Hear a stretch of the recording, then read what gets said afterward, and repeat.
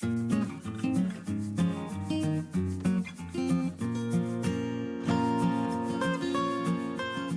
everybody, David Fine from Watch Your Lip. Guys, today we have a class for beginners. It's a short video on how to put fishing line on your new fishing reel. I know a lot of beginners are maybe even a little bit intimidated on how to do that. So we're gonna show you how to do this. We've got a little 3000 series pen battle that we got, and we are gonna put some 15-pound test clear monofilament fishing line on it as backing. And then we're going to top shot it with 20-pound green braid. And so we're going to show you how to do that.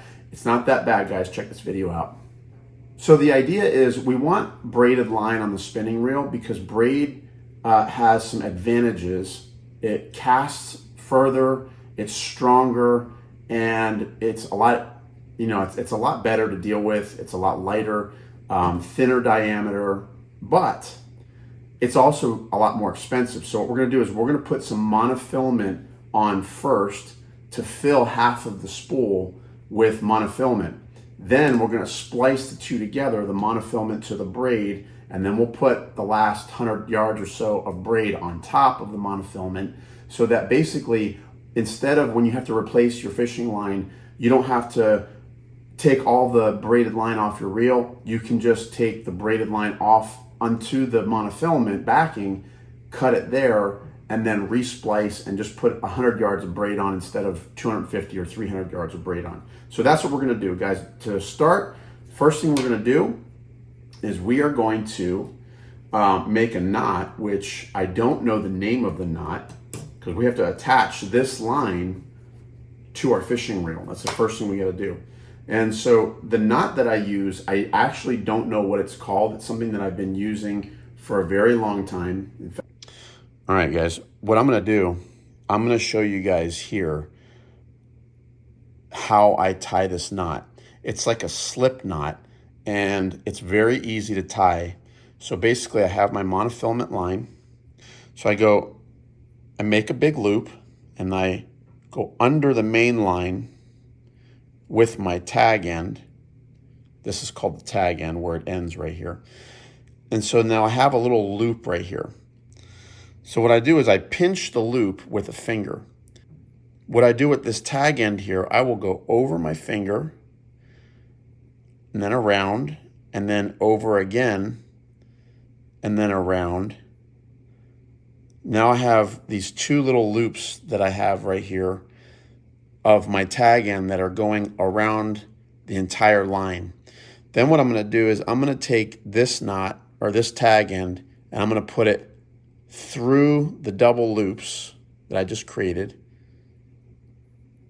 and pull it through, okay, just like this. Now, this is my main line, this is my tag end. I'm gonna pull both of those with the same hand, and I'm gonna keep my loop tight until that knot pulls tight. So now what I've done is I have a slip knot, and when I pull on this, the slip knot just comes all the way down, and that will be useful. All right, so now what I'm gonna do, I'm gonna take my fishing reel, and I'm gonna open the bail. I'm gonna take my slip knot and put it around.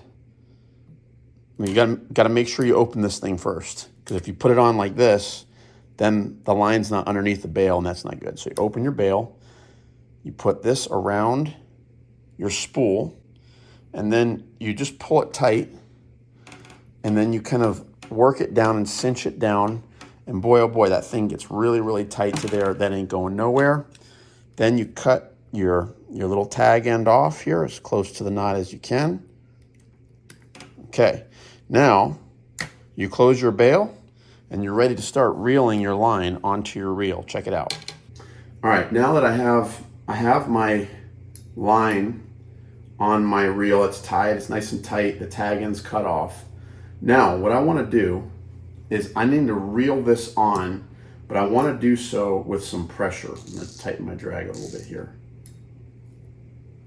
All right, guys, I have in my hand a wet cloth, and the reason I have the wet cloth is because as I reel it in, I'm gonna use this to hold the line and pinch it. So when I reel it, it's going through the wet cloth. What the reason that helps me is twofold. Number one, the moisture on the line helps it go on tighter. It actually helps it go on tighter because you can pinch harder. There's not as much friction. It's like a lubrication. It goes on nice and tight. And it keeps the heat down so that your fingers don't burn as you're trying to put the line on. So sometimes what you can do is you can have somebody else hold this with put a pencil through this little hole right here, and they can they can hold it with the pencil, and as you reel it, it just rolls off the spool. I'm just going to put it on the floor right there, and I'm just going to reel it because that's what we do when you're by yourself. You just got to make do with what you got. All right, I'm going to reel, and you might hear this noise going. That's just me putting a little bit of pressure on the line, guys.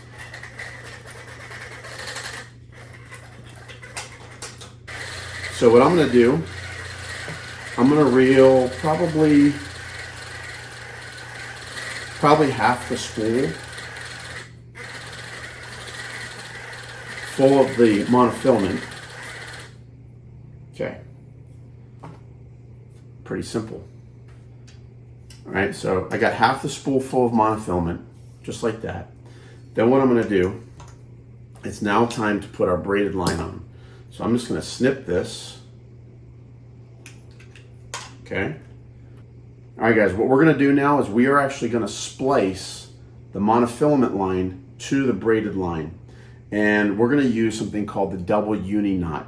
And there's plenty of videos online to show you how to do this, but basically what you do is you take both of your lines and you run them against each other, but parallel. And you start with the thicker line. In this case is the monofilament. Even though the monofilament's only 15-pound test, it's actually thicker than the 20-pound braided line. So you start with your thicker line. You give yourself a good 8 or 10 inches of room to work with. And so they're both parallel here. You take your thicker line, then you make a loop. And then you basically make little loops around both of your lines that are together. And I do about 4 or 5 of them with the monofilament. I have about 5. Yeah, it's a lighter line. Okay. Now, you have this loop right here. You lubricate it with either spit or water, whichever one you want, and you just pull tight from both ends until the monofilament and the braid, or the monofilament knot that you just created, goes nice and tight. It should go nice and tight. Then you do the same thing, same exact knot, with the braid. So now this is your braid tag. Let me pull a little bit. You can pull it through a little bit. Okay, so now you have your monofilament and your braid. Then you're going to make a loop with your braid, same thing as before, and you're going to loop the braid around both your monofilament and your braided line, like so. And with the braid, it's thinner. I'm going to do a couple more turns. So we only did 5 with the mono. I'm going to do 7 loops with the braid around the monofilament here. So now we have this. We have our braid tag. Same thing. We're going to lubricate it a little bit. We're going to pull the braid tag tight. Okay. Just like that. Now, we have 2 knots, and what we need to do is we need to have them pull together. So we're just going to pull on the braided line and the monofilament line until they pinch tight. We pull tight, and you can actually feel a little click, a little pop. That's how you know your knots are cinched down nice and tight. So then we have 2 tag ends that we need to cut off. So we're going to cut the tag here and our braid tag.